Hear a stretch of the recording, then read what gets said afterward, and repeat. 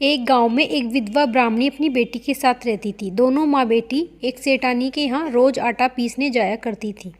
बदले में सेठानी उन्हें 2 जनों जितना आटा देती थी। एक दिन जब दोनों माँ बेटी आटा पीस कर जाने लगी तो सेठानी ने उन्हें एक कटोरा बाजरा दिया। जब दोनों माँ बेटी घर आई तो माँ ने बेटी से कहा कि बेटी, इस बाजरे में तो गुण पड़े हैं, तू इन्हें फटक कर साफ कर लेना। धूप लगाकर बाजरे की खिचड़ी बना लेंगे। बेटी बाजरे को छत पर धूप लगाने गई, तभी वहां पीपल देवता कौवे का रूप धारण करके आए और मनुष्य की वाणी में बोले कि बेटी, मैं 2 दिन से भूखा हूँ, तू यह बाजरा मुझे खाने को दे दे, बदले में मैं तुझे खूब सारा धन दूंगा। तू रोज़ पीपल सींचने जाया कर, मैं वहीं तुझे मिलूंगा। बेटी ने बाजरा कौवे को दे दिया। उस दिन दोनों माँ बेटी को भूखा रहना पड़ा। दोनों माँ बेटी पीपल सींचने जाने लगी और सरसों के तेल का दीपक जलाने लगी।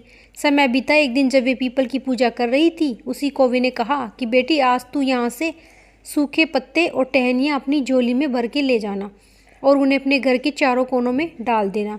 दोनों माँ बेटी ने ऐसा ही किया। दूसरे दिन जब वे सोकर उठी तो उनका घर धन धान्य से भरा हुआ था। अब माँ बेटी सेठानी के यहाँ आटा पीसने नहीं गई तो सेठानी उनके घर आई और पूछने लगी कि तुम दोनों आज मेरे यहाँ आटा पीसने क्यों नहीं आई।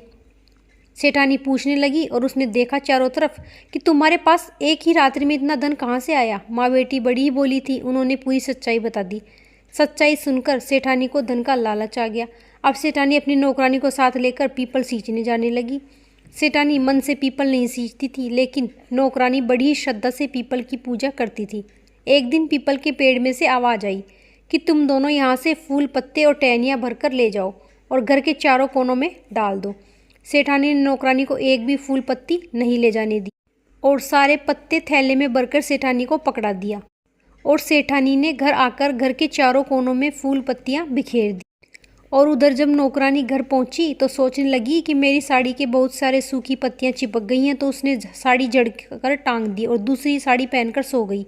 सुबह जब नौकरानी सोकर उठी तो उसने देखा कि उसकी साड़ी से हीरे मोतियां लड़झड़ कर रहे हैं। घर में धन धान्य के भंडार भरे पड़े हैं। उधर सेठानी के घर में छोटे छोटे सांप बिच्छू मंडराने लगे। सेठ जी ने सेठानी से कहा कि अरे भगवान, तू किसका दोष अपने सिर लगा लाई।